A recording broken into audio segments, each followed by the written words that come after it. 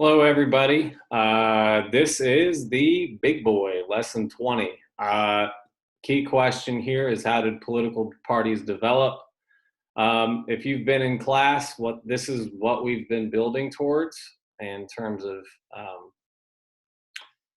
what are the origins of political parties? I've been dropping the hints all week that the majority of our political parties do come from the Fed versus anti-Fed debate. The Federalists wanted to ratify the Constitution, and the anti-Federalists wanted to not ratify the Constitution. And moral of the story is this: um, it just came from differing ideas on how our national government should operate, and that story still plays out today. So, lesson 20, how did political parties develop? Here we go. The new nation faced a number of problems. Differing ideas about how these problems should be resolved led to the rise of political parties.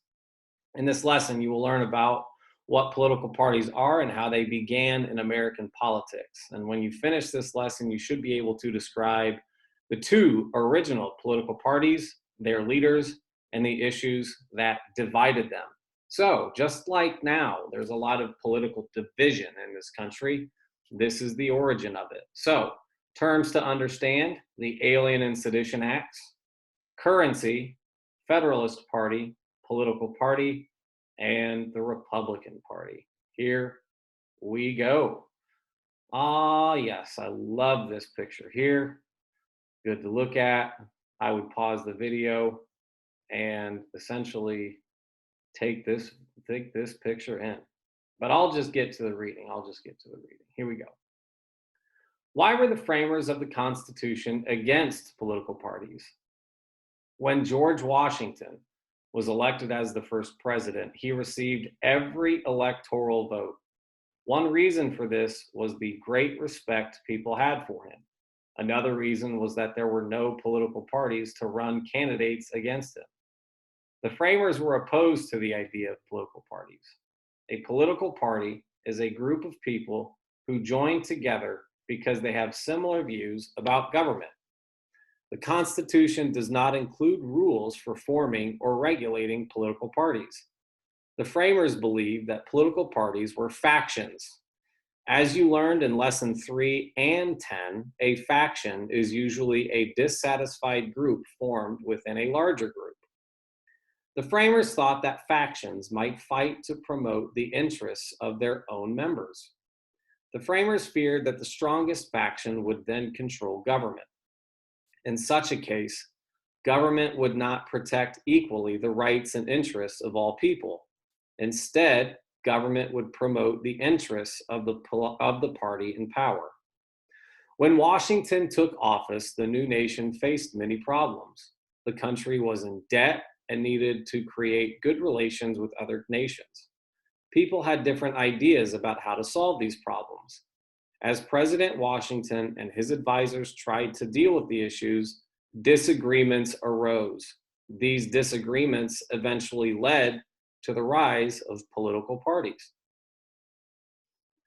Why was the disagreement about the meaning of the words in the Constitution important? President Washington chose Alexander Hamilton and Thomas Jefferson to be his advisors. Hamilton was the Secretary of the Treasury.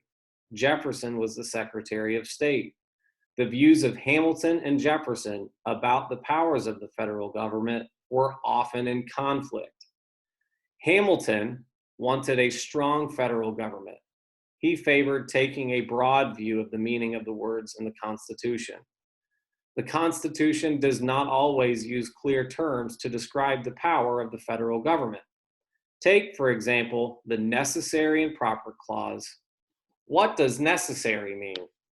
Hamilton believed that necessary meant that which is needful or useful to solve a problem.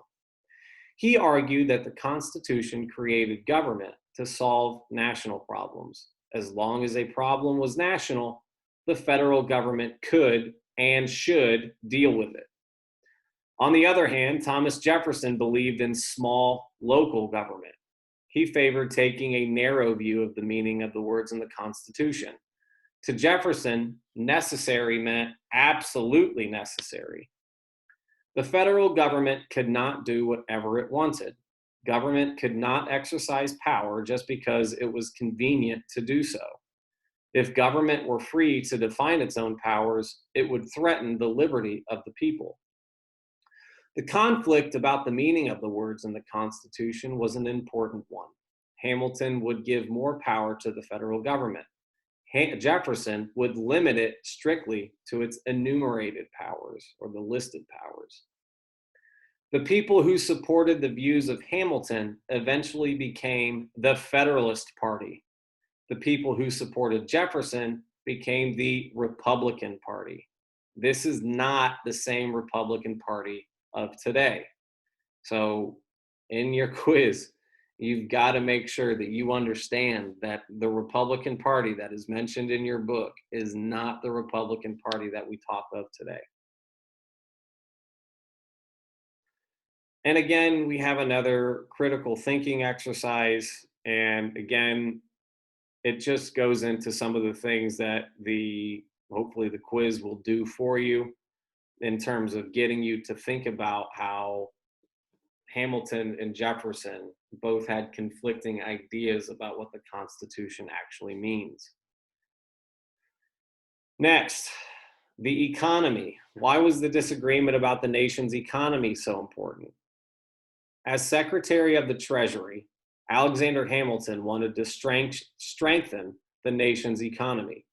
To do this, he wanted to create a strong currency. Currency is the form of money that a country uses. He also wanted to encourage people to manufacture goods on a large scale. At that time, most Americans were farmers. The factories that did exist were small, family-owned businesses. Hamilton also wanted to solve the problem of the national and state debts. Most of the debt was the result of borrowing to pay for the Revolutionary War. The federal government owed $54 million, and the state governments owed about $25 million. Hamilton believed that solving the problem of the debt would strengthen the economy and would establish the public credit of the United States. To achieve his goals, Hamilton came up with a plan to create a government bank. The bank, Hamilton said, was needed to help collect taxes, make loans to private citizens, and issue paper money. Gold and silver coins were in short supply. Paper money would increase the amount of currency available. The problem was that the people did not trust paper money. They believed that it would not hold its value. The value of coins was based on the amount of gold or silver in the coin. Thus, the federal government would need to guarantee the value of paper money. Politicians talking about the economy, that's as old as our country.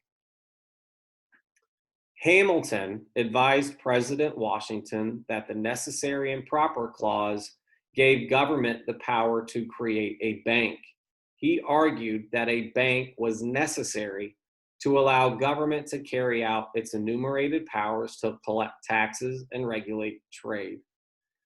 Thomas Jefferson was against the use of federal power to create a bank. He believed that the necessary and proper clause only allowed government to do those things that were absolutely necessary. Creating a bank did not pass the test. George Washington listened to the arguments for and against the bank. He then signed the bill from Congress, creating the Bank of the United States. The effect of the new law was to increase the power of the federal government. People began to take sides on whether the federal government had acted in accord with the Constitution. Foreign affairs, how our country interacts with other countries. In 1793, war broke out between France and Great Britain. This event raised the level of tension between the Federalists and the Republicans. Thomas Jefferson wanted a close relationship with France. Many Americans had strong feelings for France. After all, the French had supported the colonies during the Revolutionary War. During this time, the British were seizing American ships on the high seas. They were searching for British sailors they claimed were deserters. But sometimes they captured American sailors and forced them to serve in the British Navy. The British also refused to leave the forts they still occupied on land that now belonged to the United States. The Republicans wanted the United States to take strong measures against the British. Alexander Hamilton, however, wanted a close relationship with Great Britain. Most of the colonists had come from Britain and still had links with people in that nation. In addition, the United States carried on more trade with Great Britain than it did with France. The Federalists wanted the United States to side with the British. President Washington had sent United States Chief Justice John Jay on a mission to Great Britain. He negotiated a treaty that confirmed that the British would leave the forts they still held in the United States. They agreed to increase trade with the Americans. They did not agree to stop searching American ships for goods going to the enemy, France. The treaty was unpopular, and the Republicans were greatly angered. Washington did not want to take sides in the war between Great Britain and France. To do so, he thought, would be harmful to the United States. He declared that the American government would be neutral.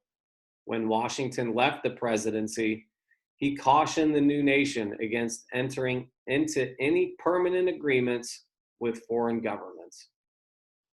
What were the Alien and Sedition Acts? George Washington served 2 terms as president. When he left office, he warned the Americans about the harmful effect of political parties. By the election of 1796, there were serious hostilities between the Federalists and the Republicans. Each party wanted one of its own people to win the presidential election. John Adams, a Federalist, was elected president. Thomas Jefferson, a Republican, was elected vice president, because at the time, what would happen is the person who came in first in the Electoral College was president, and the person who came in second was vice president.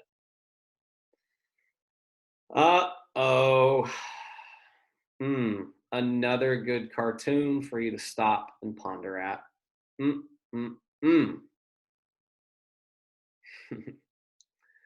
Jefferson and the Republicans were very critical of the way Adams ran the government. The Republicans organized their opposition. They used the newspapers to build public support for their views. Adams and the Federalists in Congress were able to pass 2 laws called the Alien and Sedition Acts. They're separate things. The Alien Act gave the president broad powers over aliens entering the country. And by aliens, I don't mean like people from Mars. I mean people that are coming into the country, immigrants. The Sedition Act made it a crime for newspaper editors, writers, or speakers to criticize the government. Ugh. The Alien and Sedition Acts outraged the Republicans. They knew that the laws were intended to silence them. Several newspaper editors and a member of Congress were fined and put in jail for writing and speaking against the government. Okay, so you all just got done watching a presidential election play out. This is an election here, the 1800 one, that a lot of people were absolutely freaked out about. So let's get into it. Why was the presidential election of 1800 important? The election of 1800 was the first time that political parties backed candidates for president. The Federalists worked to re-elect John Adams. The Republicans supported Thomas Jefferson.